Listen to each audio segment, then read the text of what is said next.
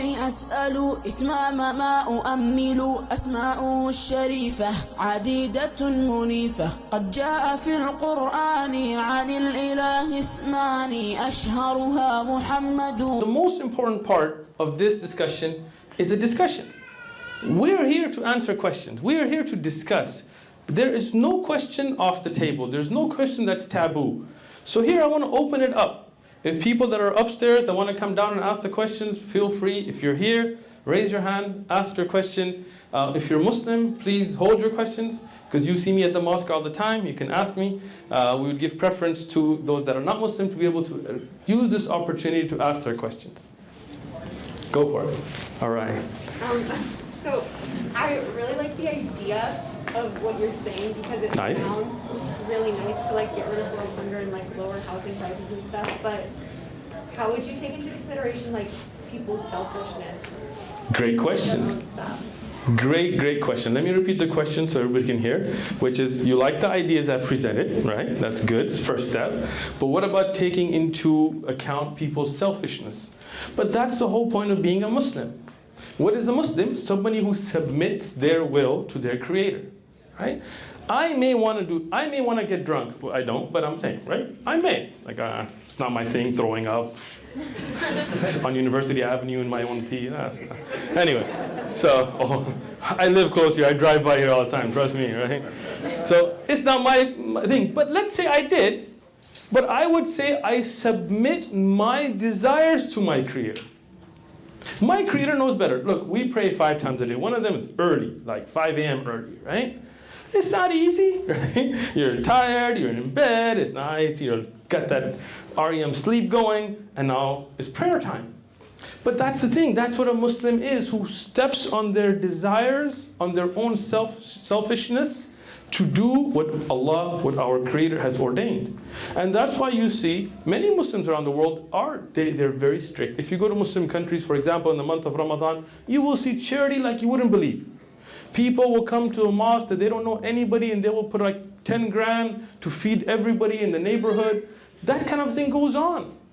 And there may still be some people who will be selfish. But even if a few, we just gave an example of one man, were to adopt such morals, we could end world hunger. We're not saying every rich person, but even a few, right? So, if you like those ideas, then every one of us at a grassroots level have to start implementing it, right? If me and you accept Islam, and if me and you start bringing these morals into our life, then we begin the change. Don't expect change to come from the top, because the top is too busy being rich and enjoying it, right? It's got to come from the bottom. But it will grow, and as it grows, it happens. In history, if you look up Umar ibn Abdul Aziz or these kinds of people in the Islamic history, you will find in their times there was nobody to take charity. Because when people were living those morals, that kind of hunger had finished. You're always going to have somebody who's less advantaged and more advantaged, but at least you won't have somebody going to bed hungry. At least you won't have people starving around the world. At least you won't have people without homes. Imagine if 2.5% of that wealth that's in San Diego, just San Diego, right? Let's not all San Diego, half of San Diego, gives only 2.5%. We could build houses for all the homeless.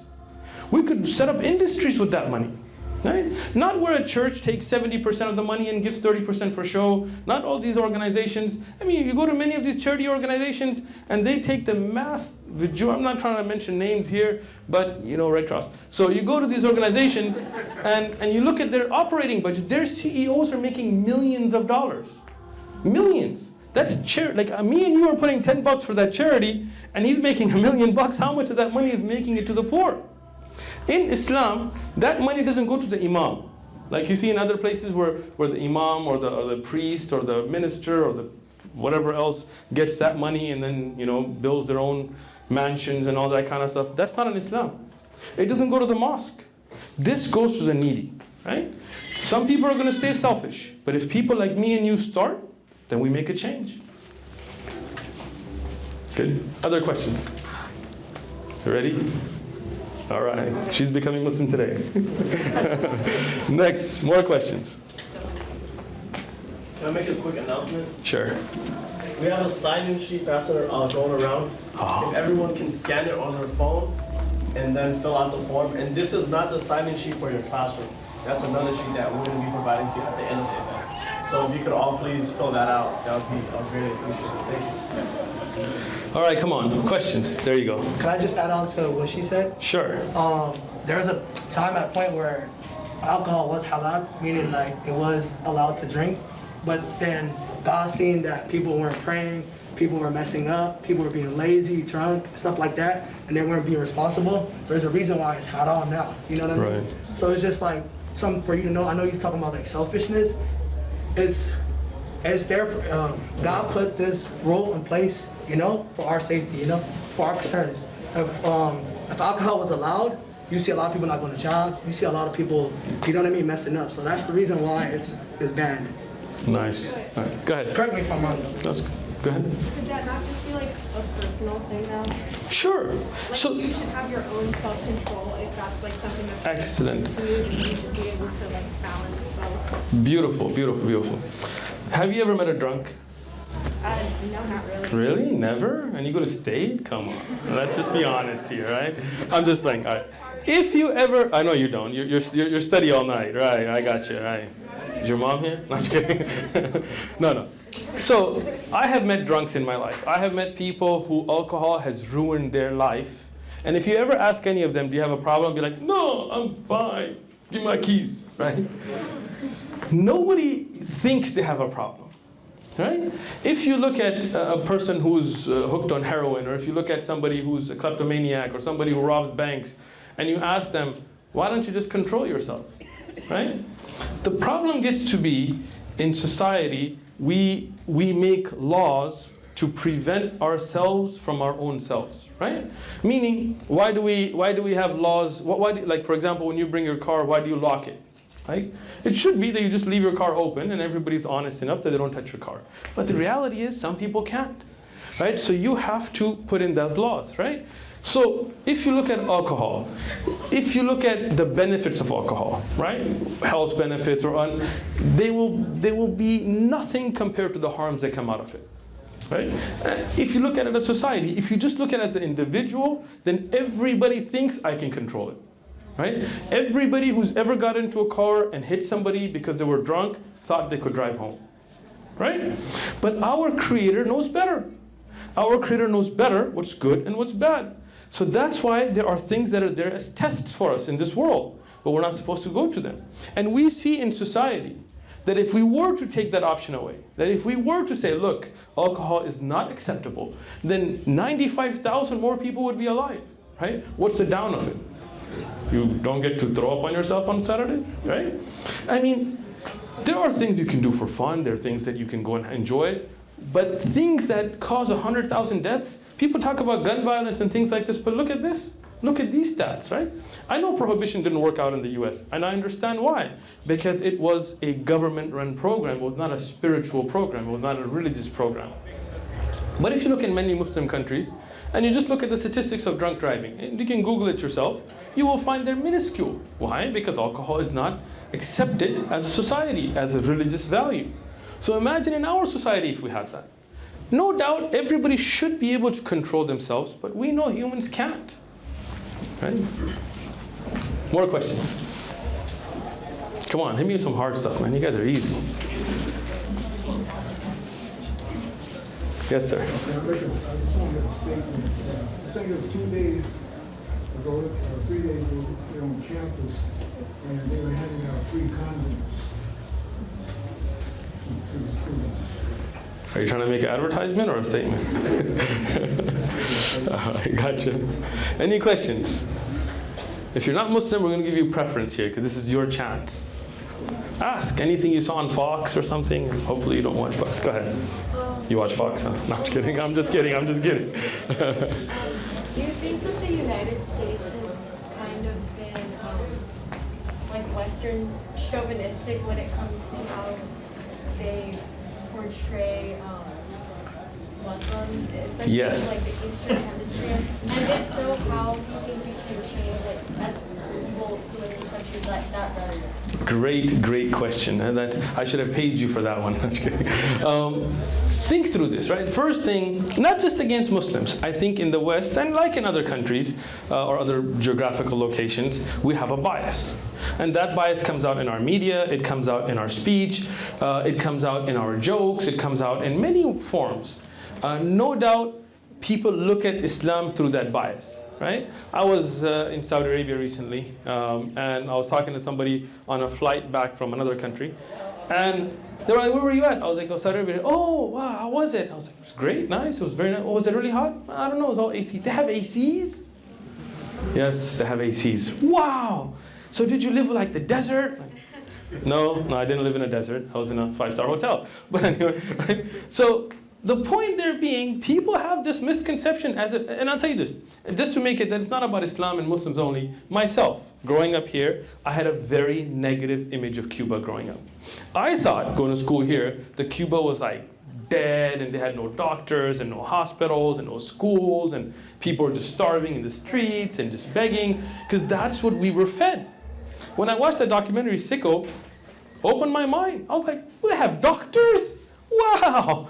That's crazy, right? And come to find out, per capita, they have the most doctors in the world, right? But we would not have known that. If we look at the idea of what China is like, or what Hong Kong is like, or what South Africa is like, or what Dubai is like, or what Russia is like, we have these preconceived ideas, and they're usually a biased idea. If you look at the idea of Muslim women, it's always this idea they're being oppressed and they're being forced. Well, you have a lot of Muslim women here. I don't know. Any of you guys being oppressed? Just raise your hand if somebody forced you, put a gun to your head. No? You sure? All right, good. Right? So, you see, and this is the solution. The solution is we need to talk. We need to have events like this. We need to have people come together, ask open, honest questions, and get to know each other. Get to know reality from Hollywood. I mean, the funny thing is, if you thought about Germans, I'm going to just take something wild, right? Just from Hollywood, you would have a very negative image of Germans.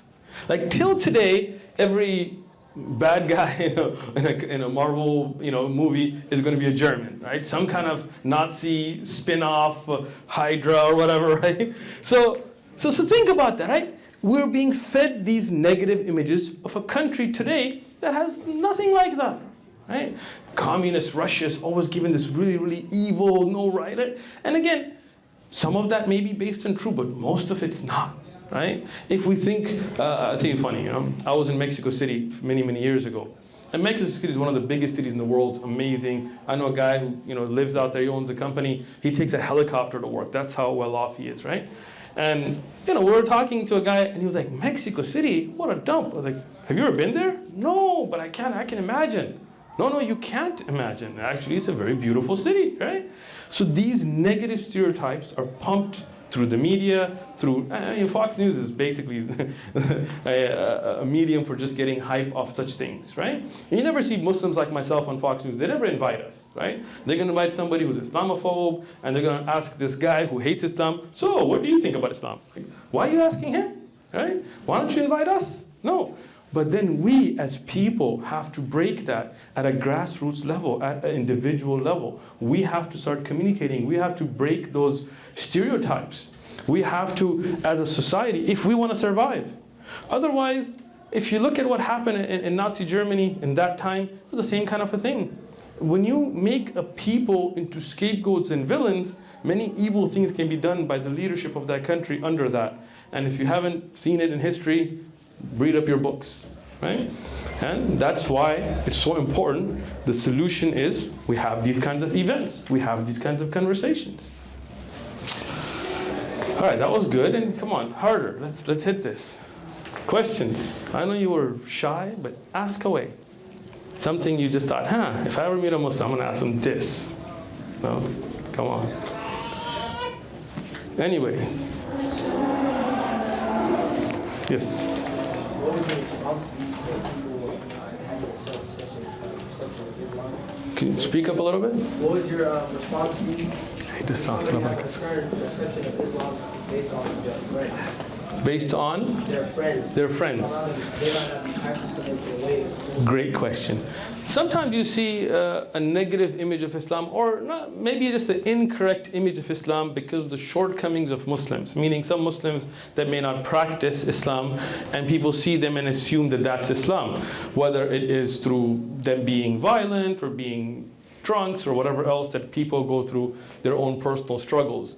Our response would be is to judge a religion upon its religious texts, not upon the shortcomings of its followers. If we were to judge Christianity based on Hitler, for example, we'd have a very negative image if we look at the 2 world wars and all that stuff, but we don't. We want to always look at the text. We want to look at what does the religion actually preach. If we go hang out with KKK guys burning crosses, well, I'm not going to judge all Christians based on that, right? If we were to judge any religion by the actions of their people, well, there are good Muslims and bad Muslims, good Christians and bad Christians, good Jews and bad Jews, good atheists and bad atheists, good Hindus and bad Hindus, and so on and so on, right? So we always encourage people to read about the religion themselves, not just look at somebody. People have their own personal struggles. We don't want to judge a religion based upon that.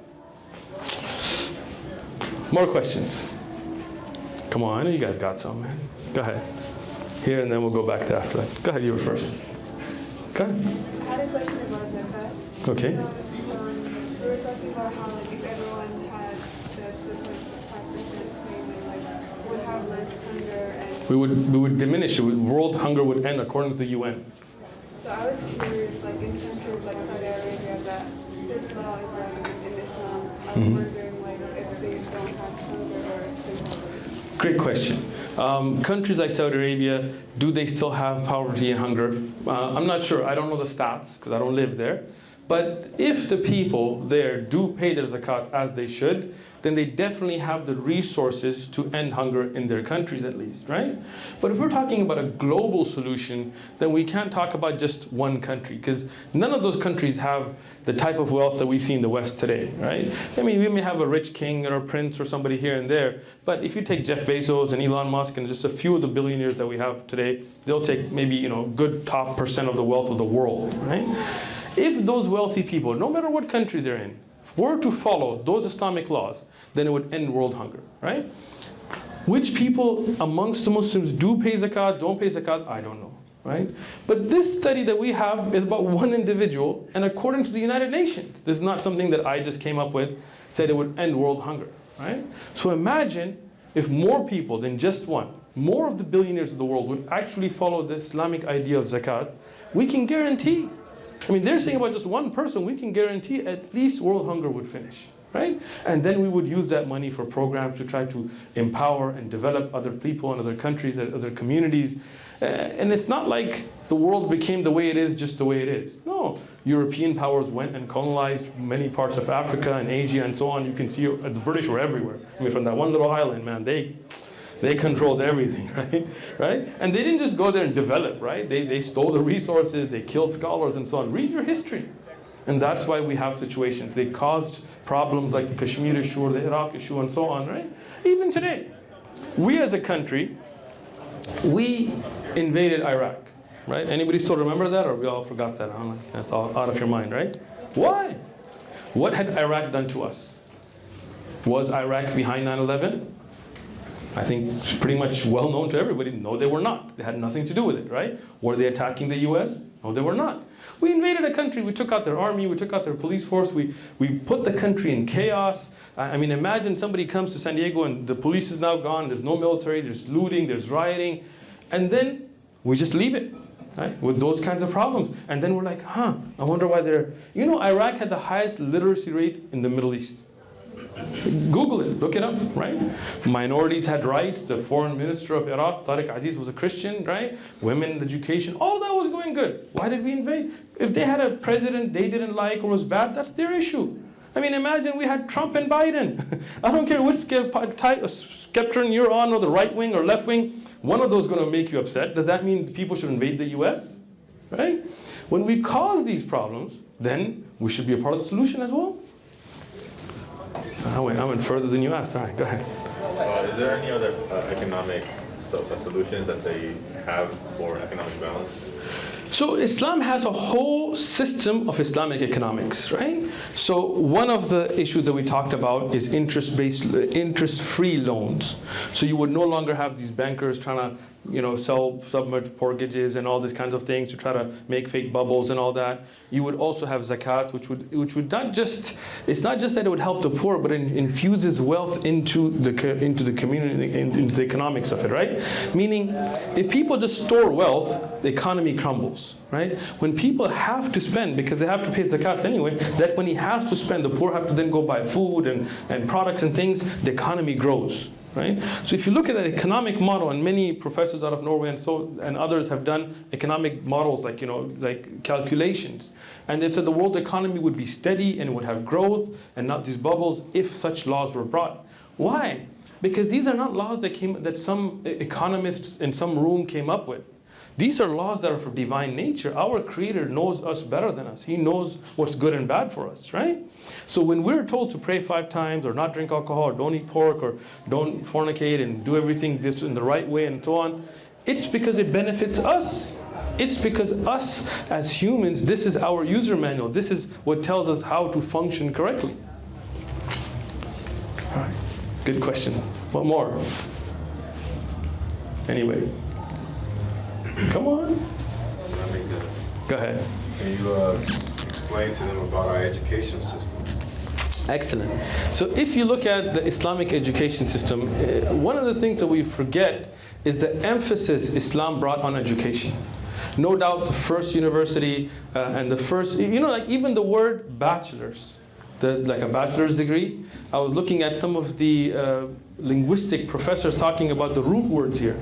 And some of them, they have the idea that actually came from Arabic, which was that you could give them a permission to rawaya, like to report on my behalf.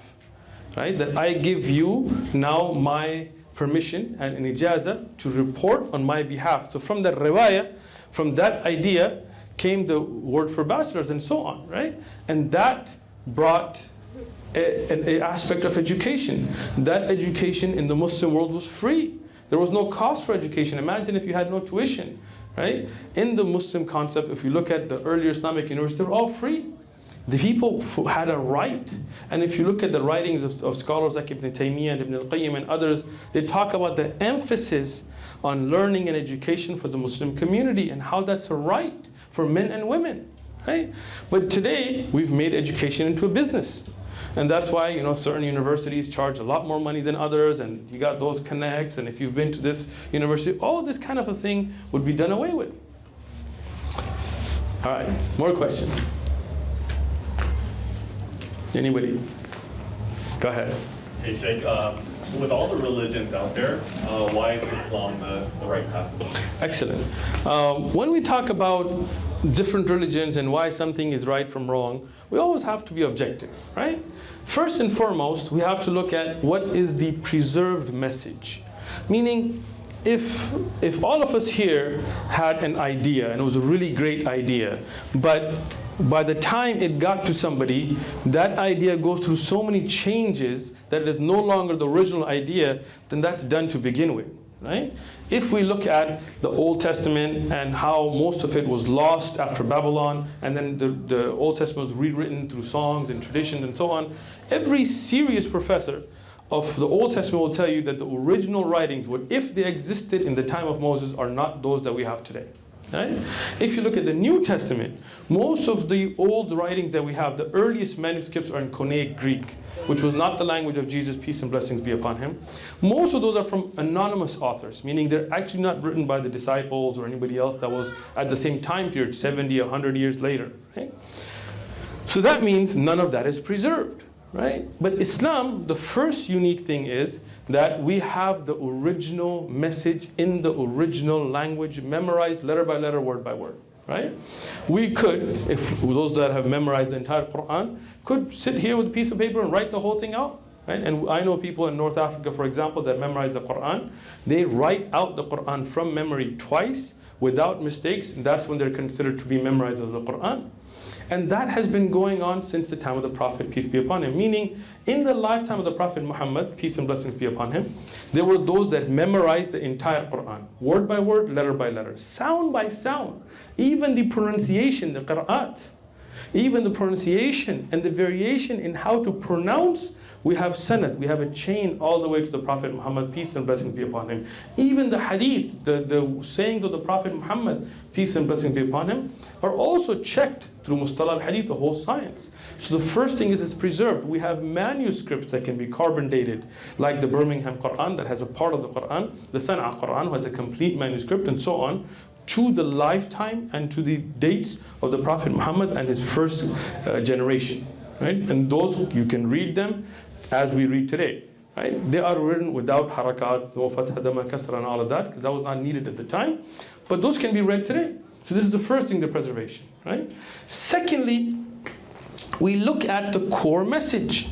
Right? What is the core message of Islam? There is one creator. It's not a man, it's not a woman, doesn't have children, doesn't have roommates, doesn't have cousins or baby mamas or any of that kind of stuff, right? One great creator that created the universe, that created the world, that created me and you, that created all of us for a purpose. And none of us are going to be forgiven just because somebody else died for our sins or because some monkey somewhere did something. No, you have to be responsible for your deeds. I mean, that's such a beautiful message. You earn the mercy of God by trying, by being good to people, by giving charity, by helping others. And when you are judged, you'll be judged for yourself, not for anybody else. You're not born with sin, none of those kinds of things. But this is evidently the truth. More questions? Non-Muslims, come on. Hit me some hard stuff, man. You guys are too easy. Go ahead. We do not eat pork because first and foremost, Allah forbid it in the Quran. Right? And this is something that was forbidden for Christians and Jews as well. But today, a lot of them do. So there's two aspects of that. First is our Creator knows us better. He knows what's good for us, He knows what's bad for us, right? If you made something, let's say, what's your major? Kinesiology. Huh? Kinesiology. All right, cool. Let's say you were an engineering major, right? Just for my example, all right? Kinesiology, I don't know what that is even, right? All right. Let's say you were an engineering major, right? And you invented a new type of phone, better than an iPhone, better than Samsung, better than OnePlus, better than all of that, right? You invented a phone that cooks for you and drives you and all of that. It's really cool, right? Amazing new phone, but it's a new technology. Nobody has seen it, nobody knows how it works. You came up with it, right? Would you just take it and be like, hey, here you go, do whatever you want, put it in a microwave, who cares? No, you as the manufacturer, as the designer, as the one who developed it, will say, okay, look, this is how you use it. And I'm going to send a manual. Whoever buys, like when you buy an iPhone or a Samsung, it comes with a manual, right? How much, like, I don't know if you remember the old iPhones, if it got close to water, it would fall apart, right? So they would have warnings, don't get it close to water, like, don't do this, don't put it in a microwave, don't do this, because as the designer and manufacturer, you know how best to use the device you design. Our Creator, Allah, our God, the one who created, designed us, the one who made us, He knows best how we should live. So pork is something that He knows best that we shouldn't eat, right? And this is in the Old Testament. You will find it in the Bible. In the New Testament, there are no dietary laws, but as we find that Jesus said, I didn't come to do away with the law, right? So we're not talking about Paul or other people afterwards, but from Jesus' own lifestyle, pork was forbidden for Christians or who followed Jesus, peace and blessings be upon Him. Just in the same tradition, Muslims are also not allowed to eat pork. That's why. But now if you want to talk about the wisdoms of it, then I can tell you the wisdom of it. It's really bad for you. If you've ever taken a health class here, I took a health class during my master's program, and we put meat out, like chicken, beef, just as an experiment. The first one to rot before anything and have the worst maggots and things was pork. There's a case in San Diego, a gentleman got a maggot in his brain from eating a pork taco. If you look at any study done, the worst meat is pork, right? No matter how much you cook it and think, it's still bad for you, right? So the Creator knew better that this meat's not good for us, so He made it forbidden for us. But if you want some turkey bacon, I cook you up. Questions? Go ahead. And it's going to be my night with you tonight. Just go keep going with the questions. Go ahead. Sociology class too. So Excellent, excellent. Ask. We want questions, so that's great. So, since he she says it's bad for you, could you not say the same thing about like different foods that are also bad for you?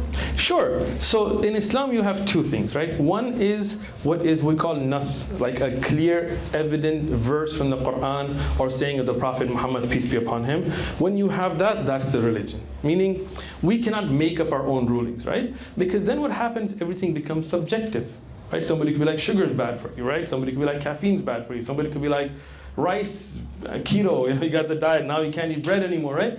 So those things will change. Like when I was growing up, there was a time when people were like, don't eat eggs, they're gonna kill you. Then they were like, you must eat eggs. And they were like, no, don't eat eggs again. Like, so those kinds of things kind of go through people's own choices. So in that case, if you feel that rice is not good for you, don't eat it. That's your choice, no problem, right? But you cannot make a religious ruling without evidence, because this is not our religion. Right? What you see in other religions is people make up rulings, right? Like if you look at, I'll give you an example, Christmas, right? Is Christmas in the Bible? Anybody? I believe it is Jesus' birthday. You believe wrong. It is not Jesus' birthday. That's what they tell you, and they tell you wrong. And this is the great thing that we're having this conversation. Look it up when you go home, right? No indication at all that Jesus was born in December the 25th. Most biblical scholars will tell you, due to passages, that he was born in the summer. Even that's not evident, but there is no doubt that 25th of December had nothing to do with Jesus. Right? This was a pagan festival that was brought into Christianity. Santa Claus, what does that have to do with Jesus? Reindeer? Trees? That's called marketing. Marketing, excellent. And how many marketing majors do we have, right? So that is marketing. That is people bringing their ideas into religion, right? Why does a pope wear red shoes? Why do they put certain type of smoke out? This is all made up, right? This is all people's ideas. Why do people, I was in Israel, in Quds, Palestine, and I saw some of the Hasidic Orthodox Jews, and they were wearing a very thick cap, and I like to have conversations. I'm a fun guy to talk to, so I told them, hey, is that the way Moses dressed or David dressed? And they're like, no, there was a rabbi that was in Europe, and so basically that dress, that outfit is all developed from Europe, not even in the Middle East, and had nothing to do with Moses or David, but different rabbis and different kings that ordered, foxtails and all this stuff. So this is all made up. Islam, we don't believe in that. We believe this is the religion of Allah. The way He revealed it, we keep it. Whatever He made halal, permissible, we say it's halal. Whatever He forbid, we say it's forbidden. Personal choices are your choices. You don't want to drink caffeine? Don't drink it. You don't want to drink sugar? Don't drink it. But to say that it's forbidden, you would have to have evidence. Cool? All right, sorry, I think we had one here. No? All right. Let me take here, and then we'll go to the back. Why do you believe God allows bad things to happen? Ooh, that's a good one. See, there you go. Let's get some hard ones going, right? Why do we believe God allows bad things to happen?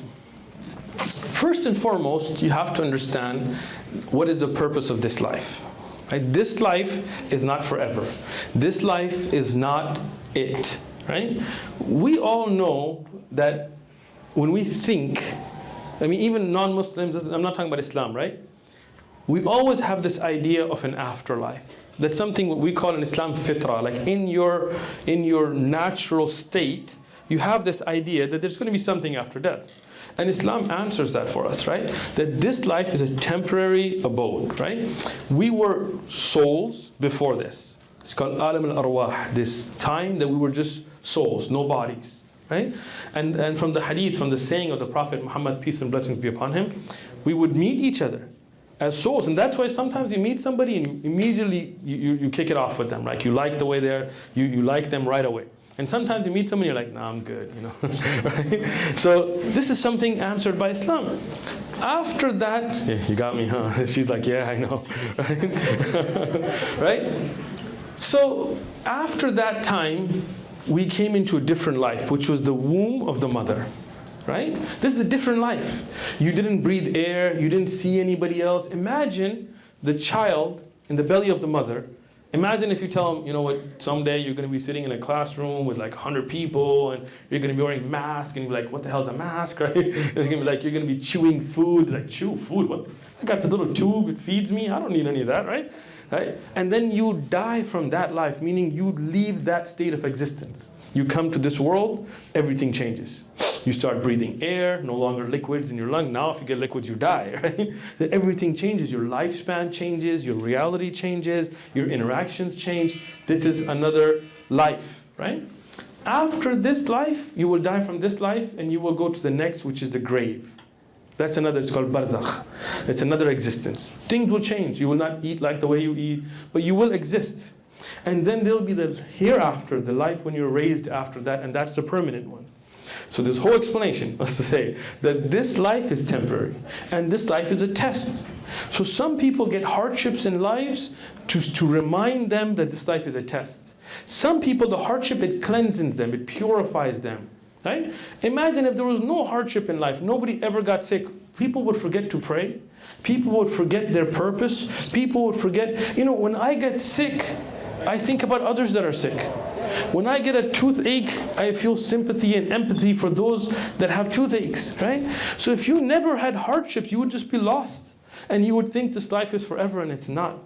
But the hereafter is forever, and those that make it to the paradise, right? Those who accept their Creator and worship Him and do what's right and try their best, they will have a life that will have no pain and no suffering. But this world is a test, so you're going to have pain and suffering. Just like the tests you take here in school, they're pretty painful and suffering, right? Okay, in the back. Yes. Go ahead. I'm sorry? Oh man, you want a list? All right. So, to worship anything other than Allah. That's the first and foremost. We don't worship people. We don't worship the Prophet Muhammad, peace and blessing be upon him. We don't worship saints. We don't worship idols. We don't worship graves. We don't worship monkeys. We don't worship apes. We don't worship cows. We don't worship blue guys or any of that kind of stuff. We don't worship any other prophet. Worshipping anything except the one Creator is forbidden. That's the first and foremost. After that, to kill people unjustly. If you just go and harm somebody and kill somebody, that's forbidden. To steal is forbidden. To lie, forbidden. To backbite, forbidden. To drink alcohol, forbidden. To eat pork, forbidden. To, I don't know. Is that a long enough list or you want more? All right, I can keep going, right? Everything that our Creator deemed as not fit for us is going to be forbidden. To cheat on your spouse, forbidden. To take bribes, forbidden. All of that is for our own benefit. In the end, none of that harms the Creator. If we did everything forbidden, it wouldn't matter to the Creator's greatness. He would still be great. But it harms us as people in society. So for a clean, good lifestyle, those things have been forbidden for us. Go ahead. So in Islam, there's the idea of like a predestination. So ooh, good one. What's kind of the incentive to be a good person? Or excellent. Yeah. This is the kind of questions I needed to challenge me a little bit. Come on, right? Show your SDSU academic skills. All right. So the question: if everything is predetermined with the concept we call qadar, then what's the incentive to do good, right? In Islam, we have a belief that our Creator knows what we're going to do. But that does not mean we are forced to do it. Right? These are two different things. It is not like you're a robot and your program has already been programmed and you're going to sin because it's programmed to sin. No, me and you have choices. In things that we have choices, we will be questioned and we will be rewarded or punished. In some things, we have no choice. I had no choice what color eyes I would have. You have no choice, I'm assuming, unless you got an application before birth or anything, right? So you will not be rewarded or punished for that. Your race, your physical abilities, if you're born with any challenges, you will not be rewarded or punished. If just because you're an Arab or Pakistani or Jew or this is no different than anybody else in Islam. Everybody's equal. Anything, whether it rains or not, whether those things we have no choice. When you were born, when you're going to die, you have no choice. You will not be punished or rewarded for it. But in things you have a choice, you will make that choice. Predetermination does not mean it forces you, right? Like tonight, you could be out drinking, partying, doing drugs or whatever else, but you're here listening to this really cool guy speak, right? Great choice. But right now, in that, you have that choice. So then Allah will, for example, make this a means of guidance for you, right? This will be something good for you. If you make a choice to do something else, you will be punished, you will be asked, you will be questioned. If we kill somebody, we will be asked on the Day of Judgment, why'd you kill them? Right? You can't just be like, oh, it's destiny. No, you made your choice, you will be held accountable, right? Now that is from the greatness of our Creator, that He knows what we will do, but He does not force it upon us. Cool? Secondary question. Go for it. My grandfather's Muslim, but I've never really gotten into it, and I always kind of... Well, there's no time like the present. The way that I always thought about it is, not that I always thought about it like as I was against it, I was never against it, but I just... Cool. Like, why do I have to do good for somebody else when I can just do good for myself? Great question. As a Muslim, you're not being good for somebody else. You are being good because your Creator has ordained for you to do certain things. That is for yourself. In the end, if you do everything bad, it won't harm anybody but yourself. And if you do everything good, it will not benefit anybody but yourself, right? But then the question may come, why can't I just choose what's right and wrong? Why do I have to follow what the Quran says, what the Prophet says, so on and so on? Peace and blessings be upon him. So here comes the question, right? How do you know what's good then? Right? If, for example, somebody's an atheist and they decide that we're going to make our own moral code, right? Okay, is death penalty moral? Right? Somebody may say yes, somebody may say no, right? There are states like Texas that fries you up, right? And there are other states that have banned it, right? Because immoral. So now who will make that judgment? Right? Is abortion moral or not? We have a great debate in this country, right? Is euthanasia moral or not, right? Is killing off the elderly moral or not? And as crazy as that sounds, there are people in America that are like, they're elderly. They don't do anything for us, right? And that's, again, is slavery moral or not? There was a time in this country that the founder of this country had slaves. George Washington, look it up, right? Look up your dollar bill. Who's on it? Slave owners, right? But if I say that, people say, oh, you can't judge him because at that time, okay, so did morality change? At that time, slavery was moral and now it's not? Would they look at us and the LGBT rights that we have and George Washington think of us being immoral and we look back at them with slavery and say they're immoral? Where's morality then? Right? That is why as Muslims, we don't make our own morality. We follow what our Creator has said. And that is why we do good to benefit ourselves, but in good and wrong, right and wrong, we follow the moral code that our divine Creator has divinely revealed. Otherwise, morality is subjective. There is no morality. Everybody will be moral according to some standard and immoral. The worst, I'm sure Hitler thought he was moral. I hope most of you don't think that, right? Don't know. But there were many people that followed him. Right? It wasn't like he was just one guy. Go ahead. Can I go one more? Go for it. You can get it all night long, man. Go for it. We got you.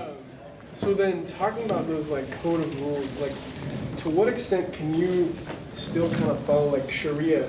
Sure. Or in the modern world, how far? 100% you can follow it. Okay. Yeah.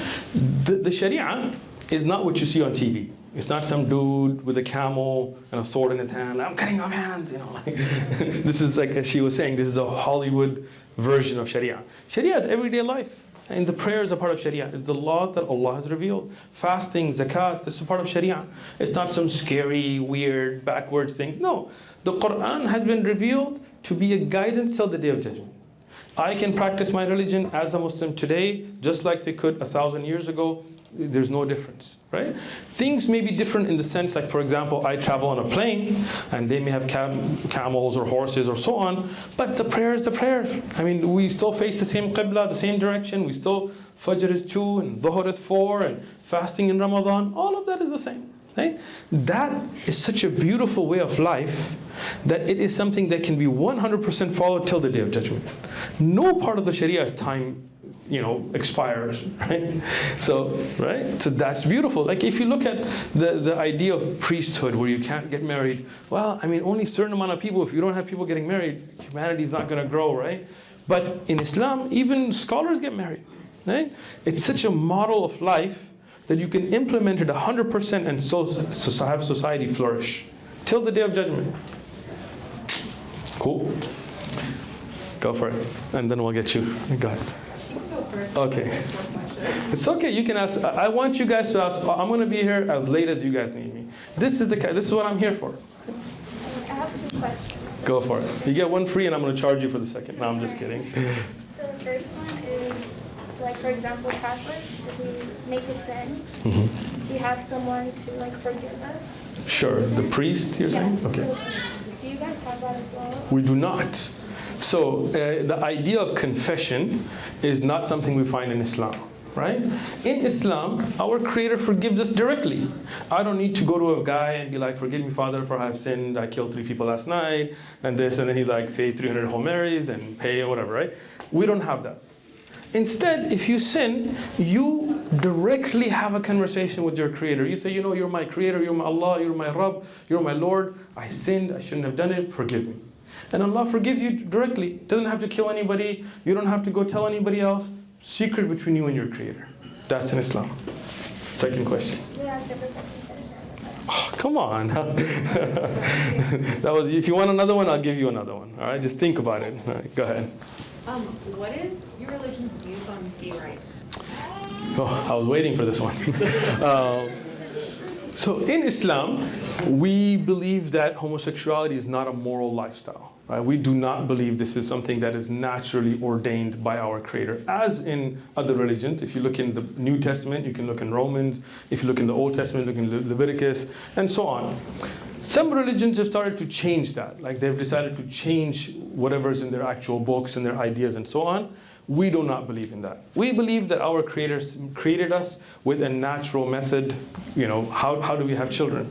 A very basic, natural method. Whether you're a Muslim or not, you would say, you know, men, women, children, right? Men, no children. Women, no children. Not a natural method. If somebody has those inclinations, that is something that is their own inclinations, but that is not the method that the Creator has created. So in Islam, homosexuality would be forbidden. Go ahead. Okay, but the Creator created them to be that way. Sure. So let's ask that question, right? Does that not also mean like their natural way of... Sure. Let's talk about it. So let's say somebody has a bad temper. Like, let's say I have a bad temper, right?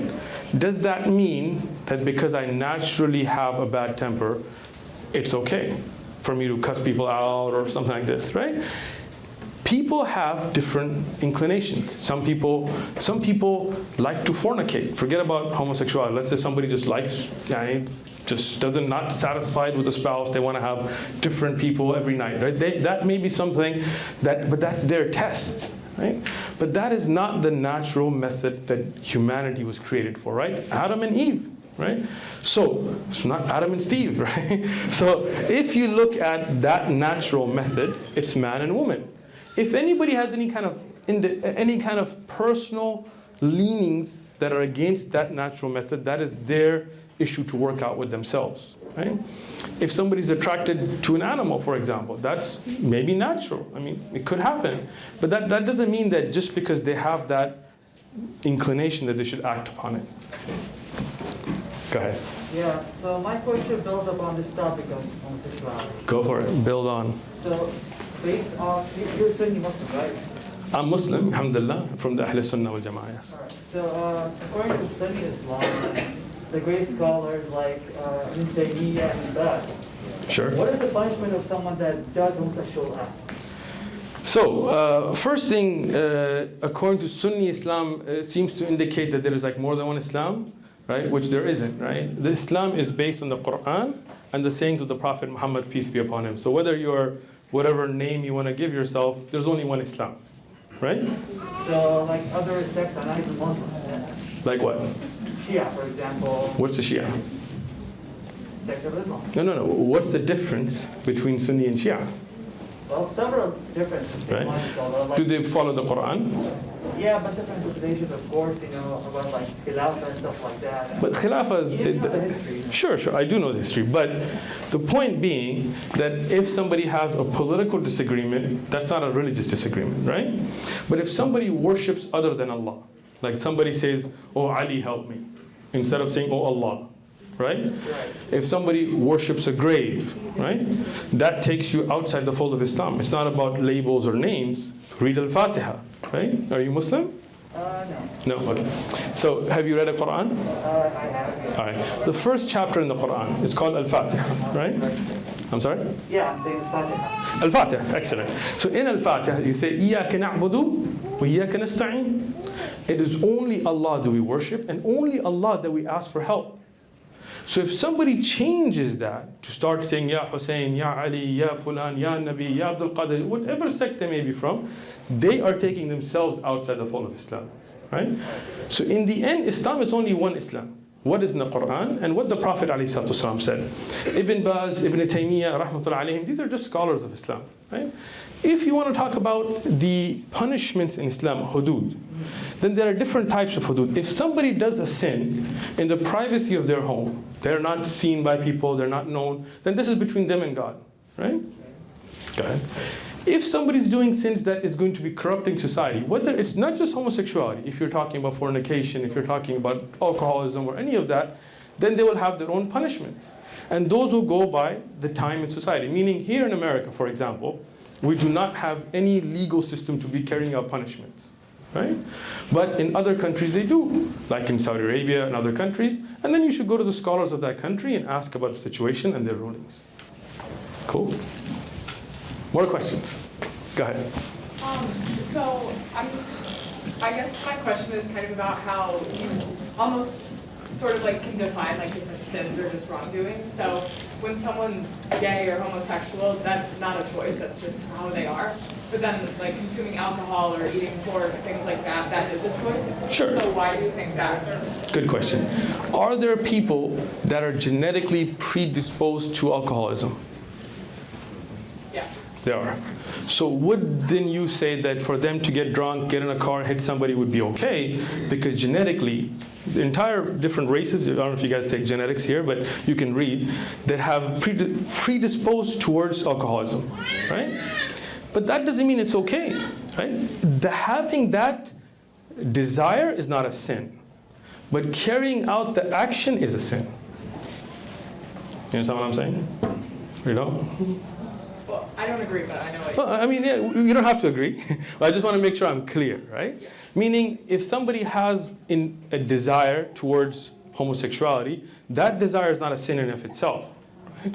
But them to carry out the action is against what every religious text, from the Torah, from the New Testament, from the Quran, and other religious texts have forbidden it. You can look up the Bible yourself. Leviticus, Romans, New Testament, Old Testament, it's there. Right? So, carrying out the action. Right? Now, it's not just about homosexuality. Let's say somebody is predisposed to being violent. There are people that have a predisposition. We can, in psychology and genetics, we can even take it down to certain genetics, right? Does that mean that it's okay for them to carry out such action? No. So, more questions? I just want to say thank you for that lecture. Inshallah, we all benefit from it. This might be, I don't know if this is a big question, but I know people are wondering probably like, how do I become Muslim? You know, so can you touch on that? And is it okay if they like sinned before, you know, they did bad stuff, they had tattoos or whatever? Okay, great question. How does somebody become a Muslim? When somebody recognizes their creator, that there is one creator, there's none worthy that should be worshipped other than the one creator, that is the first step. Right? Then, when they accept that that creator sent prophets, all of them, from Adam to Moses to Abraham to Muhammad, Jesus, peace and blessings be upon all of them, as prophets of God, not kids but prophets, this is the next step, right? When they have this, then they're Muslim. In their heart, they already have the belief. They say the testimony, and that enters them into Islam. Right? Whatever somebody may have done in the past, or whatever evil inclination that you may still have, are not an effect. Right? Meaning, if somebody in the past was somebody horrible and they did drugs and drunks and all that kind of stuff, all of that will be wiped out, turned into good deeds. You will get the reward for leaving that and coming to that which is right. Right? And then, even if you have some struggles that you're still going through, doesn't mean you don't become Muslim. You accept Islam, and then all of us struggle, all of us have some evil inclinations that we try to fight our selfishness and try to follow that which God has created and ordained. Right? So that is the acceptance of Islam and what happens to it. All right, more questions? Go for it. So if the practice of Islam, you're supposed to follow the rules like revealed by the prophet of your time, would that mean following the morals of like Judaism, Christianity is like now considered outdated? Excellent, you said it perfectly. So if we were in the time of Moses, we would follow Moses. In the time of David, we would follow David. In the time of Jesus, we would follow Jesus. In the time of Muhammad, peace and blessings be upon all of them, we follow the Prophet Muhammad, peace be upon him. But we as Muslims, we believe in all those prophets, and we love all of them, and we respect all of them. You will never see a Muslim disrespecting Jesus or drawing paintings or cartoons of Moses or Abraham or any of them. We love them, we believe in them just as much as we believe in the Prophet Muhammad, peace and blessings be upon all of them. We have such respect for Jesus and Moses and Abraham that even when I say their name, I say alayhi salam, peace be upon them, right? But everybody follows the Prophet of their time. So if we were in the time of Jesus, we would be followers of Jesus. But right now we're in the time of the Prophet Muhammad, peace and blessings be upon both of them. We follow the Prophet Muhammad. Today, peace and blessings be upon him. Today, if we try to follow an earlier prophet, it would no longer be applicable. Just say you get those updates on your iPhone, right? Can't go backwards with those. Apps won't work. All right, questions? More? Anything? Go ahead, and then we'll come to you after. Yeah, I'm a student here too, and I think Fox News is part of it, but even part of the misinformation, and I'm about to put this institution on blast. It's also this institution and other institutions of higher learning, because what they're teaching about Islam is false and misleading. I have one professor who's a self-proclaimed Zionist Jew that's teaching an Arab-Israeli relations class. I've heard many strange. Interesting. What you're saying about in marriage, there's an Islamic studies class which is teaching something totally opposite of what you're saying. So, and I'm not. That's not to say that that's the established opinion in Islam. Sure. Of course, I understand that, but sure. I'm among students that are getting this information, talking many strange things I have heard.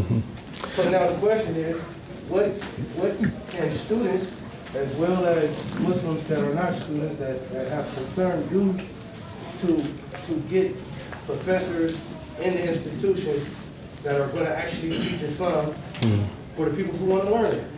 Great question. So first off, we do want to thank San Diego State for allowing us to have this conversation so that we do clear up a lot of those things.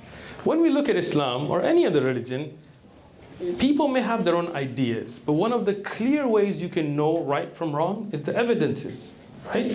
You can pick up a Quran. Anybody wants a Quran, we will have them free. Please take a Quran. You can look up the verses of the Quran that talk about Qawm Lut and so on to know what Quran says itself, what the Prophet, peace be upon him, said, and so on. So people can make up their own ideas, but that's their ideas. The evidence is the evidence. They can't change the evidence as much as they would want to.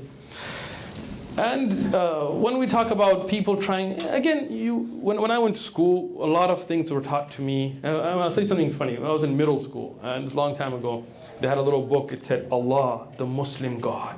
It's like as if we have some kind of proprietary God that's different from everybody else. And, and it would have like pictures in there of the prophets and things. And it was horrible. Like as a Muslim, we know that this is not the way of Islam. But they were written by Orientalists. They were written by people that weren't knowledgeable in Islam even, right? But they were given that place due to whatever political reasoning. But we can change things with dialogue. We can change things with conversations. We can change things by reading ourselves. So one of the things every student can do is talk to other students. We have Qur'ans, we have books, we have events. Invite people, share what it is to be truly Muslim in accordance with the Qur'an and what is Sahih upon the authentic narrations of the Prophet Muhammad, peace be upon him. And you will see that change come. And a time will come that people will no longer be able to put forth incorrect opinions without enough students questioning and challenging them. And that's when they will not be able to put such things out. I think we had, go for it. So like I know Christianity has its own view about why people sin because of Adam and Eve and Satan. So what's the Islamic view about why we sin? Great question. In Christianity, you have the concept of original sin, which again, different Christians have different views. I'm not going to speak on behalf of Christianity. But we as Muslims do not have a concept of original sin, meaning whatever Adam did is between him and his creator. Allah forgave him. We are not held responsible because of Adam, peace and blessings be upon him, or Eve, peace and blessings be upon her, their actions. Each one of us has decisions. In Islam, every baby is born pure. Every child is born sinless. And until they get to an age of understanding, right? Until they get to an age where they can understand right from wrong, right? Until they get to puberty in that age, they're not held accountable. There is no sin on them. Right? If a little child, 3-year-old, picks up something and walks out stealing, it's a child, doesn't know. You can't call them sinful, right?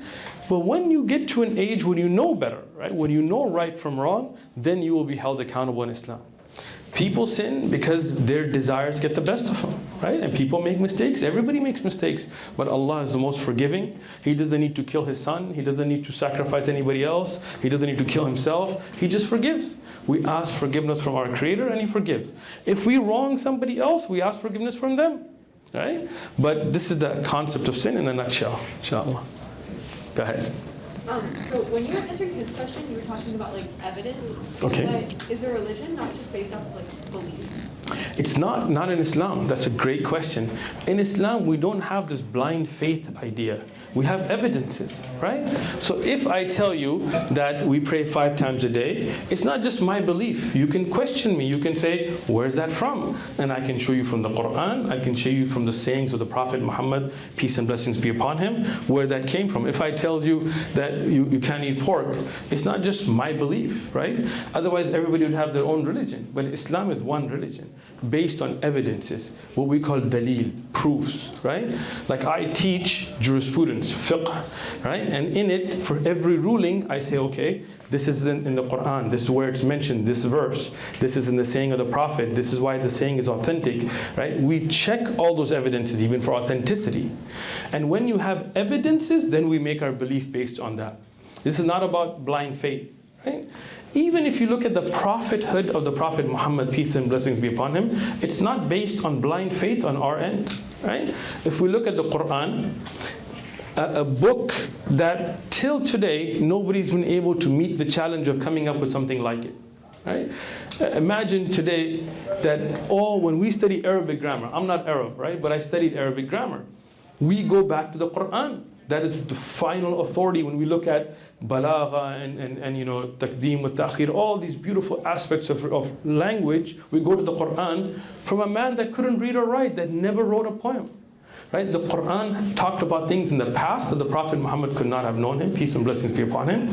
Talked about future events, prophecies that came true. It talked about scientific things that would not have been known to him. And there are books here you can get and videos you can watch on that. So those are all evidences. It's not about blind faith. Those are evidences that this is not something that a man just came up with. Right? A man in a desert in Arabia almost 14.5 centuries ago would not have known about the development of the fetus in the womb, would not have known about the orbit of the sun, let alone the earth and so on, things that are in the Quran. So how could he have known that? He would not have known that between Romans and Persians who would win battles and things that are in the future. Right? Not just that. The Prophet Muhammad, peace be upon him, had physical miracles that were witnessed, right? And I have a video that documents, for example, the splitting of the moon, which people don't realize. And there are evidences not just from Muslims, but from the enemies of the Prophet, peace be upon him, in Arabia, and even evidences from India and other geographical locations that witness this. So these all put together make our faith based on evidences, not a blind faith. Go ahead. With that, could you explain the relationship between Isa and Allah? Excellent. Isa, Jesus, the son of Mary, peace and blessings be upon him, is in Islamic belief a great prophet. He was born to a Virgin Mary. We love Mary. We believe she was a virgin. We believe she was given the miraculous birth. We love Jesus, peace and blessings be upon him. We believe he was a prophet of God who got the revelation of God to teach the people, but he worshipped God. He was a prophet and servant, just like every other prophet before him. He was born without a father, that is true, just like just like Adam and Eve were born without father or mother. Right? And other incidents that we can give of miraculous births in the Quran, in Hadith, in the Bible, and so on, does not mean that he is physically the son of God. Right? Some people make a kind of a misunderstanding from linguistics. If you look at the Old Testament, Solomon, David, Ephraim, Adam, other people are called sons of God. But this, as many biblical scholars will explain, was a term of endearment. For example, if somebody goes to a priest and the priest, he say, "Forgive me, Father, for I have sinned." Well, it doesn't mean that he's literally your father. You're just showing respect. And he may say, "Come here, son." But it doesn't mean that, him and your mom are friends. But rather, it means that, he's just showing a term of endearment. So some people take that literally. In Islam, we do not believe God has any kids. No father, no kid, no brother, no cousin, no stepkids, none of that. God is a creator. He's always been, he always will be. He's above human relationships. Come on. A couple more. Let's do this. Go ahead. Why we in Islam refer to God as He? Sure. We do not believe God has a gender. We do not say he's a man or woman, this. But we use the terms of language that are appropriate, right? Meaning in the Arabic language, the pronoun that is used for honor is the male pronoun, right? And that has to do with the language. And the jam'a, which is the plural, is many times used by Allah in the Quran as well, due to the majesty of our Creator. So we follow those from this is how the Quran, Allah says, Hu Allah. Hu is damir, is a pronoun for male. But we do not say that Allah is a man or a woman or this or that. Allah is above all of that. Go ahead. Two more. We'll get the brother in the back and then the one up here. Go ahead. My question is, the person becomes a Muslim. Can he or she just say, I want to believe in the Quran and dismissing the Hadith? Great question. If somebody becomes a Muslim, can they say, I just want to believe in the Quran and not the Hadith? They cannot, because that's an oxymoron. I mean, that's something that doesn't work. Because if you believe in the Quran, then the Quran tells you, Ati'u Allah wa Ati'u Rasul. Yani believe and follow Allah and the Prophet. Right? So today, how would you obey Allah? The Quran, the words of Allah. How would you obey the Prophet? That's a sunnah, that's recorded in hadith. Right? The Quran tells you about what was revealed from Allah, the Quran, the kitab, and al-hikmah. What is the hikmah? That wisdom from the sunnah that the Prophet ﷺ taught. And for 14.5 centuries, ijma'an, by the consensus of the Muslim ummah, the Quran and Hadith has to be followed, right? All those companions that compiled the Quran, preserved it, they're all the same companions that compiled and preserved the Sunnah as well in the form of Hadith. So anybody that, whether born Muslim or becomes Muslim, if you follow the Quran, you have to follow the Hadith. That's the part of following the Quran. All right, brother in the front. So we're all pretty much aware of the narrative that Western media pushed onto Muslims and Islam in general, that Islam oppresses women. Can you talk about the rights that women have in Islam that's directly said otherwise? That's a great question, the rights of women in Islam. And that's always a strange question because Islam doesn't really break it up like that, right? We have rights of people, right? I mean, meaning the obligations that a Muslim man has, a woman has. I mean, in general, the rights are all the same, right? If you look at, for example, the right to education, right? Muslim women, we've had great Muslim female scholars in the past and today and so on. Right to worship your Creator freely and so on. Those are all given to everybody. In Islam, we do have gender roles. Everybody has their own roles in life, right? And we respect what Allah has ordained and we follow those. But the Western idea is a very strange idea today, right? Which is that you take away many of the natural roles of a gender and then you try to make it oppressive being without it. Meaning that, let's say, for example, if a mother wants to nurse her child and she wants to take time off. Today, even though we have maternity leave and all of that, but from a work perspective, many people see it negatively. Like, oh, they won't say it. I know I work in the med device industry, we see it all the time. Oh, she's out. But that's a very core concept of humanity. The bond between a mother and the child is not something that can be put on hold, right? This is something that has to be there. So in Islam, for example, a woman has a right to work. But if she chooses, then her husband has the responsibility to make sure she's financially stable so she can take care of her children if she chooses. If she chooses to work, she has that right, right? In Islam, you have responsibilities, right? Every Muslim man and woman has the same responsibilities. Now, some things are going to be different, right? There are some natural differences between men and women. For example, menses and childbirth and things that men don't have. So those rulings will be specific to a gender because the other gender doesn't have it. But when it comes to prayer and fasting, in general, all of that's going to be the same. Okay. So, can you explain that as applying to Muslim women that choose to or chooses not to wear a hijab? Sure. So Allah subhanahu wa ta'ala ordains the hijab in the Quran, and the Prophet, peace be upon him, ordained it. After that, this is between the person and the Creator, right? Everybody has different rulings that they struggle with, right? For example, all of us should give charity. Above and beyond zakat, we should give sadaqah. We should try to pray in the night. We have some things that are obligatory and some things that are then good to do and so on. Everybody has their struggles. But Allah has ordained what He has ordained in the Quran. No doubt the hijab is in the Quran. But the rest is between the person and the Creator. Somebody could be wearing all of that, but in their heart they don't want to wear it. They're just doing it for show. They're just doing it for somebody else. They get no reward for it. Right? So past that, it's a person between them and their Creator. But no doubt that it is ordained.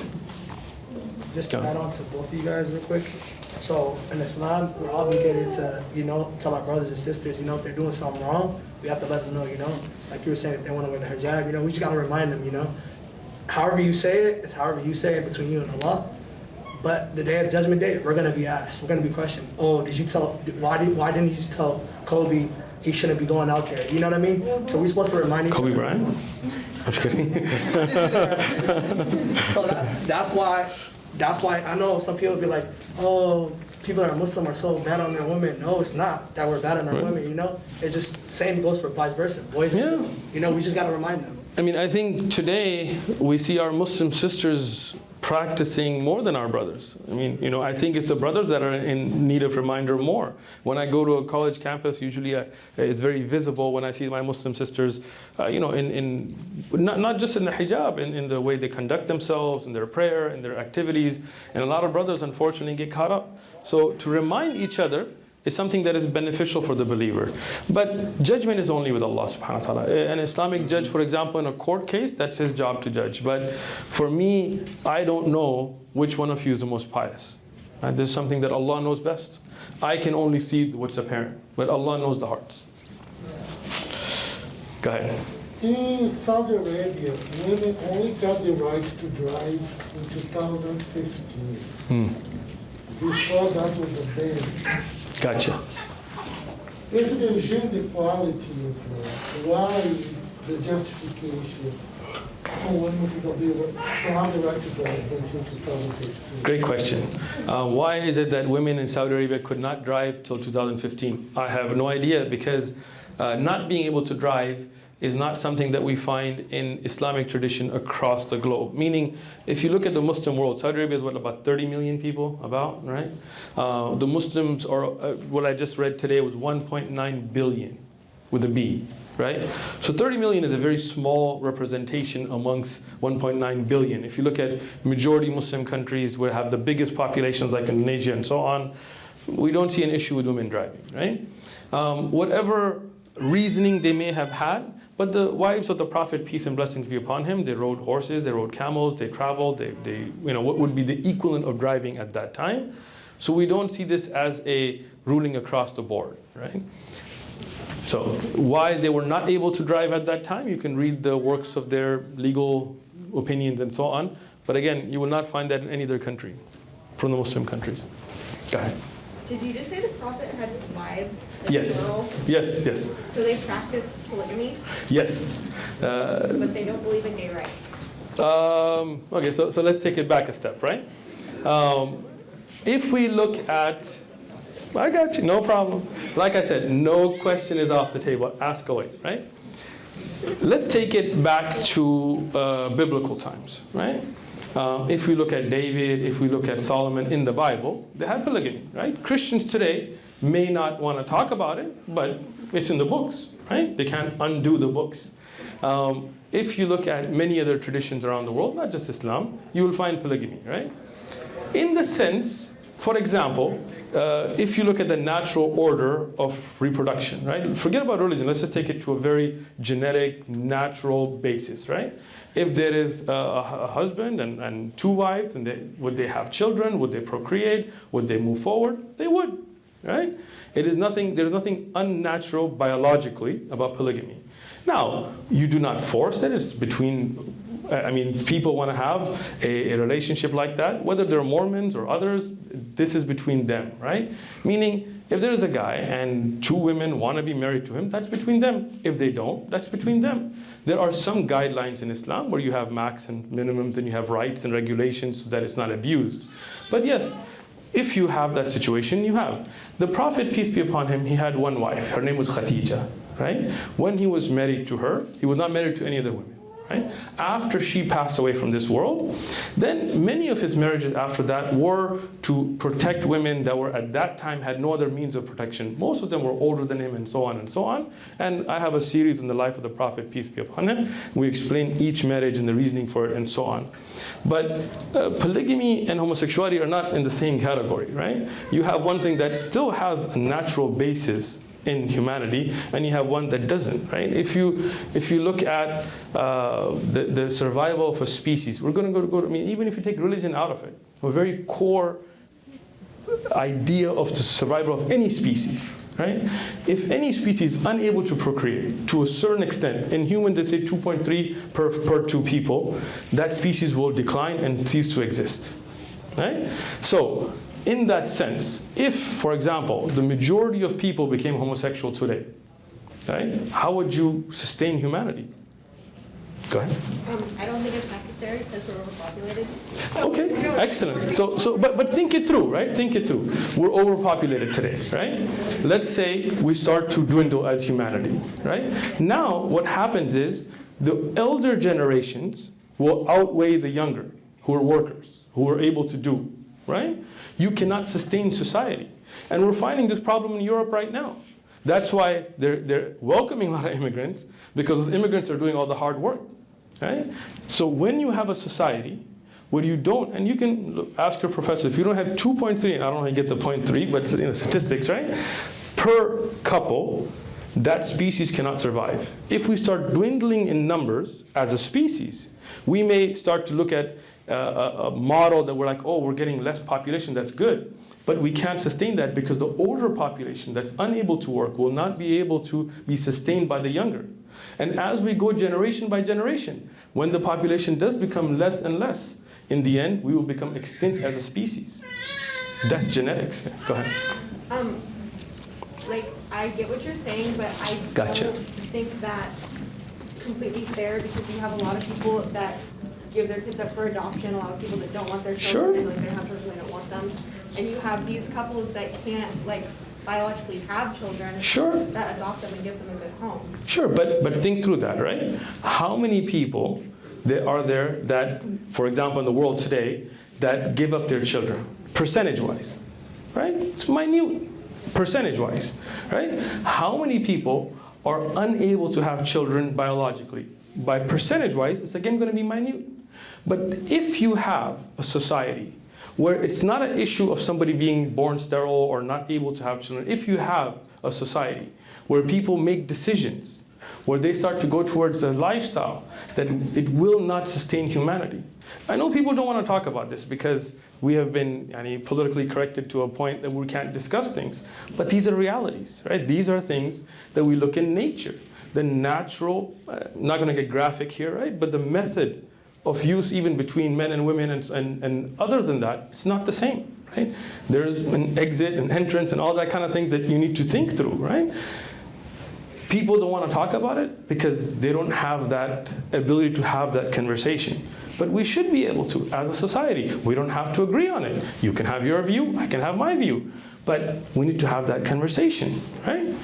I just think, like, obviously we disagree on the topic, which is Sure. fine, but I don't understand how it's, like, moral to love and be with all these different people when, like, cheating is seen as bad because you're with different people. Good point. But then... So let's talk about that. So let's talk about that, right? Let's say there is a man, and he loves a woman, and let's say there's another woman, and both of them agree that openly, no secrets, no lying, no cheating, they want to be married to this man, right? If both women agree and they're happy about it, right? How is that lying or cheating, right? In Islam, this is the difference. In America, we have hypocrisy, right? What we have people that tell, I never want to be with anybody else, but then they're at a massage parlor doing things that they shouldn't be. Then they're out there getting caught in hotel rooms with people that they shouldn't be. We have prostitution like you wouldn't believe. We have strip clubs. We have all kinds of things that we hide. We don't want to talk about because we do it secretly. We do it lyingly, right? And that's wrong. In Islam, that's wrong. Look, if you and your wife, Adam and Eve, one husband, one wife. That's the natural state. That's what the Quran tells you, that look, this is the best, right? You're happy, she's happy, great, right? But let me ask you a question now, right? In Iraq, for example, recently, right? Now, I'm not talking about history of a long time ago, right?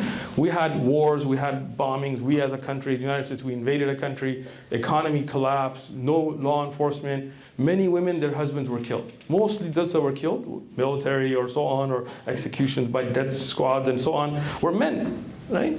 There were women now in Iraq that could not get a job. There were no jobs. They could not safely go out and work, right? In that situation, if a woman and a husband say, you know what, there's a woman, she's in need, I'm perfectly comfortable if you take her as a second wife and we all live happily together, openly, honestly, what's immoral about that, right? What would you suggest as an alternative? For her to turn to prostitution, sell her kids? Like, you see what I'm saying? There are situations. If you are not in that situation, great. You don't have to go down to the line of polygamy. You are happy, your husband's happy, your wife's happy, great. Live a happy life. And that's the majority of Muslims. If you look at 99.9% of Muslims, it's just one wife, one husband. But there are situations, there are situations where sometimes a wife is not able to have children, and she tells her husband, I want to be with you, but I want children. Marry a woman so we can have children, we can live together. If they're all happy with that, and that is something that is in the natural course of how humanity does continue, why would we have a problem with it? Go ahead. I just really strongly disagree. Okay. Great. I get it from a biological standpoint. Good. At least we agree from a biological perspective, right? I just don't understand why it's an awful thing for people to love who they love, because they don't have a choice about it. So let me ask you this. Let's say somebody is attracted to a dog. Okay, but bestiality. Why? Is not the same. Why not? Because it's an animal. But if somebody is naturally attracted to an animal, why is that wrong? How come you consider that to be wrong, right? Then your morality is just your own scale, right? Meaning that if somebody's naturally attracted to a dog, they're born that way, why would that be different? Because there's a difference between being attracted to an animal and comparing being attracted to this. What's the difference? That they're people. Sure. Again, so there's a difference between attracted to being a man and a man being attracted to a man and a man being attracted to a woman, right? There's a difference. There's a difference between being attracted to the same sex and being attracted to an animal. Sure. Why not? But the people. I understand they're people, right? But then if you go down that path, then there is a difference between a man being attracted to a woman and a man being attracted to a man. They're the same gender. But if you say that difference doesn't matter, then where do you draw the line? Why is it not okay to be attracted to a dog if they're naturally inclined towards it? See, this is where morality changes, right? Everybody draws their own line. We draw the line where our Creator draws the line. In the Bible, in the Old Testament, in the New Testament, in the Quran, This is the line that's drawn by the Creator. Naturally, biologically, it's a line that's been drawn. Again, we respect everybody's right to have their own opinions. Go ahead. I think also like it comes down to like the cultural and religious perspective. For example, like on the topic of homosexuality, you know, Uganda, the president isn't Muslim, but he personally, like his stance was that no, like as an African nation, we're not going to put that practices in place, you know, and so you can't really say like Islam itself is the only one that's like. No, I mean, first thing, culture is a different issue, but if you look at any religion, if you look in the Bible, very clearly condemns it, right? If you read the Bible, if you haven't, Leviticus in the Old Testament, Romans in the New Testament, even has a very strict punishment in the Bible for it. Go ahead. I never said it was just Islamic people or Muslim people. I'm just talking about in general. Sure. I don't. No, I was just clarifying from her point. No, I know, but she said like it's not just. And I was like, why? Right. Just that, so I just want to clarify. Sure, you're right. I mean, every major religious text condemns homosexuality, right? But again, that's those texts and the people of that religion. You can look it up yourself, you know, when you can look up the Old Testament, you can look up the New Testament, you can look up writings of any of the traditional commentators from the rabbis or priests and so on. Even till today, most Christian churches do not allow homosexuality, right? But some are changing because they feel they need to, you know, please the people of the time or so on. But they can't change the text. The texts are the text, right? Now, if you want to take it to a biological perspective, if you want to take religion out of it, I think we've already agreed that there is an issue. If somebody feels that this is their opinion, that they think this is fine, they have the right. It's a free country, right? Go ahead. I don't agree that it's an issue. Like, What do you mean? agree that like biologically only men and women can make children together. To procreate the human race. That's what I agree with. Okay, good. We agree. It's an issue. So do you think biologically men were supposed to procreate together as a race, or women and women? I mean, that's the core function of two. Not because they have two different, like. Okay, so that's an issue, right? Sperm cell and an egg cell. Exactly. And who has a sperm cell? Men. And who has an egg cell? Women. And that's how nature designed for the human race to continue, right? I mean, we can agree to that part, right? Right? I just like that. Well, she agrees. I understand that's how you need to make children. Right, no, but I mean, it's not just about having children. Go ahead. I don't agree that having gay couples who don't have a choice to love who they love Gotcha. are like somehow going to make the whole population die and the whole species die. Okay, so That's a little ridiculous. sure. So now let's think it through, though, right? To say that one gay couple or two or three, that's a different issue. But we're talking about a species, right? So we have agreed now that the way a species survives is through a male and female, right? Sperm, egg, that is correct, right? So if something is acceptable and natural, then it should be able to be scalable, right? Meaning if the majority of humanity went down that path, would that be an issue for the survival of the human race? Biologically. Yes. No? Maybe? You don't want to think about that scenario? I'm getting really mad and I don't want to be Why? disrespectful because I really disagree with Sure. So as I really like I don't want I understand. Like, But I don't as want to be disrespectful to I you. appreciate that. But look, if I disagree with your view, I can't get upset. I have to, this is the society we live in. I have to respect the fact that you have a view, right? And if I have a view, you have to respect the fact that I have a view. And we as Americans can disagree, right? That is the whole point of the country we live in. Many people are very adamant about abortion or pro-life or abortion rights, but we have to, as a society, be able to respectfully discuss and respect the fact that somebody may have a different view. If we start getting angry and upset and things, then that closed-mindedness, that hatred would develop, right? That's the whole point of such conversations, is to understand. And this is not something, just my view. Many views that people have around you, you may not agree with. You have that right. Any other question? Not about it? Go ahead.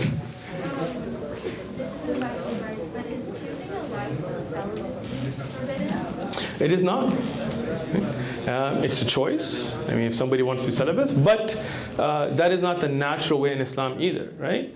Meaning that even if you're a scholar, even if you are, what you would be equivalent to a priest and so on, we get married, we have children. Most of the scholars that I know in San Diego are all married, have children and so on, because in Islam we believe that's the natural method. The way that we see in the Catholic Church, for example, where we have the nuns and priests and so on, we don't believe that's the natural lifestyle either. And that's why we see many ills come into society from that kind of a celibacy as well. Not going to go into details there, which you can Google it. Yeah.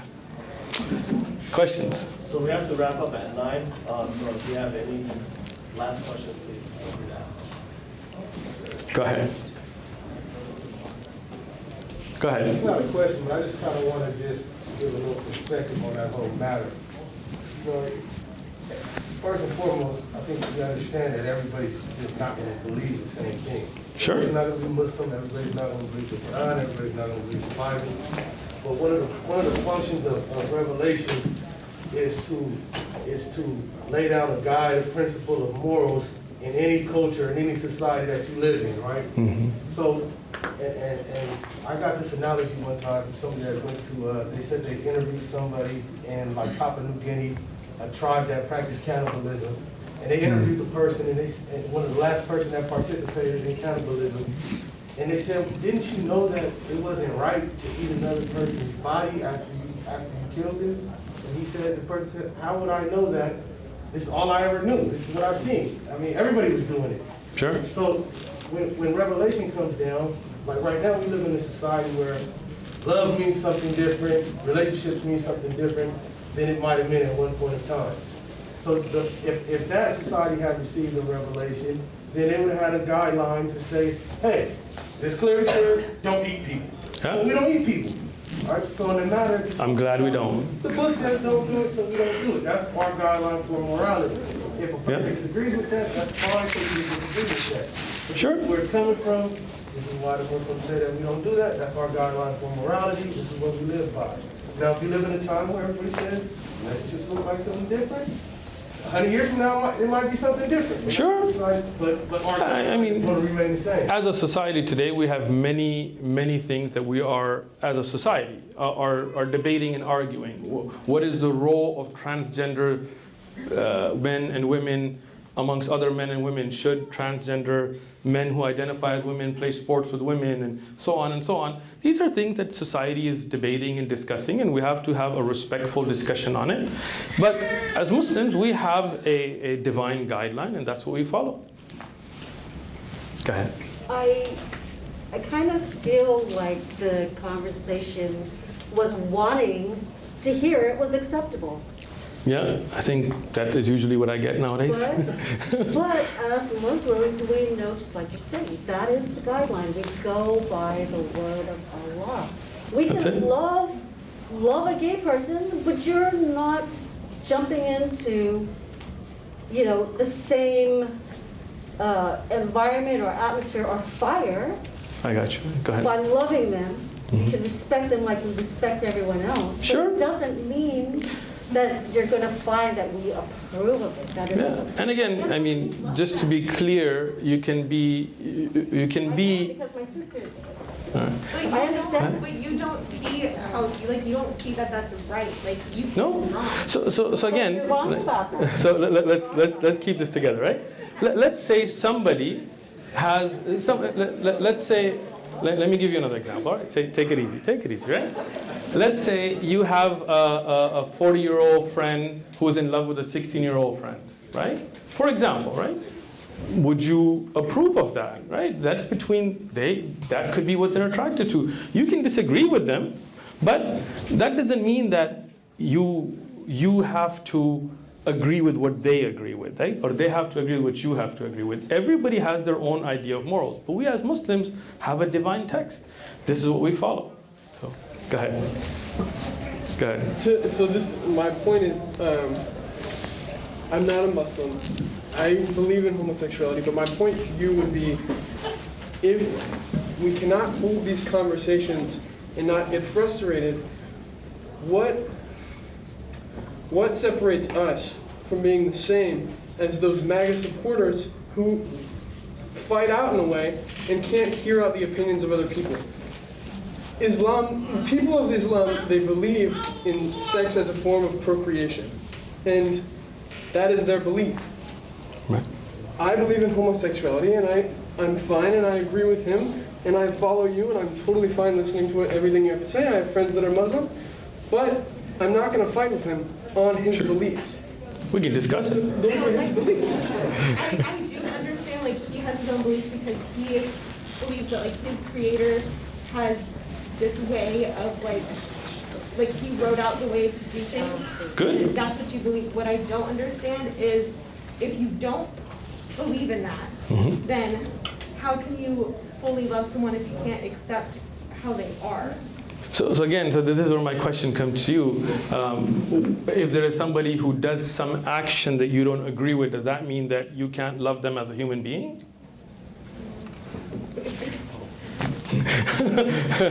So, go ahead. Sorry. I'm sorry. Go ahead. I was just gonna say, I feel like when you're in college, you interact with so many different types of people that have different beliefs and stuff. And so, like you mentioned, like you have to be able to have conversations and see both sides, especially without getting upset, because it's just a conversation. Yeah. Like you can leave it in the room. And I think when you're coming into a new space and you're getting new information, you have to be open to hearing some things that you may not agree with. That's the whole point of conversations, right? Again, I meet people that hold views that I very strongly am against, right? But I have to be patient enough and have to be comfortable enough to be able to talk it out, right? And as a country, that's what we're going through, right? People that are Christian, people that are Jewish, people that are Mormons, people that are Muslim, people that are Hindus, people that are atheists, all have different views. And this is why we're here to present one set of views. Accept is your choice or rejects your choice. Free country. Till now. All right. Any other questions? To wrap it up? Can I make a statement? Go for it. Our Prophet Muhammad during his time, he ran across a lot of different people who had many different beliefs. We followed that example of conduct and character that he displayed to them. You know, and he never, you know, ordered anyone to do anything bad to these people. It was to them their way and to us our way. You know, so we try to follow that and make sure that we treat a human being as a human being. We're not allowed to hate the human being. We might not like actions, but we're not allowed to hate the human being. So if I don't hate you, I love you. Oh, that was so nice. It was a really good way to help me like understand then, because I was just kind of confused. Because like, to me, like in this society, like the way you identify is kind of like how you are sometimes. Like that's how people perceive you. Sure. So a lot of people like, I was just kind of confused by her comment. Right. I didn't fully understand. But the way he said it like really made a lot of sense. Excellent. I'm glad you were able to work it out with his loving comment. So, thank you so much. We really appreciate everybody coming out. آمنت أن الآخرة لا بد يوما آتية كل الخلائق حاضرة كل السرائر بادية آمنت أن الآخرة لا بد يوما آتية كل الخلائق حاضرة كل السرائر بادية